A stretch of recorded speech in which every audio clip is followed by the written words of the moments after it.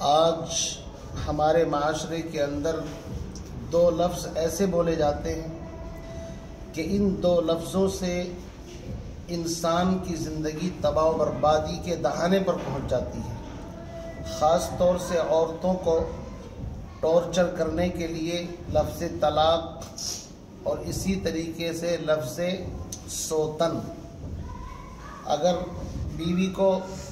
Torture کرنا ہوتا ہے تو عام طور سے یا تو طلاق کی دھمکی دی جاتی ہے یا سوتن کو لانے کی دھمکی دی جاتی ہے۔ تو شاعر نے ان لوگوں سے مخاطب ہو کر کے کہا ہے کہ جو اپنی بیویوں کو طلاق یا سوتن کی دھمکی دیتے ہیں کہ طلاق دے تو رہے ہو عتاب و قہر کے ساتھ،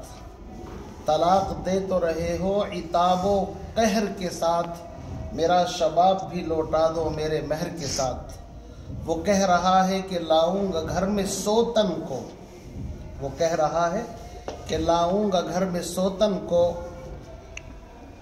پلا رہا ہے وہ آب حیات زہر کے ساتھ،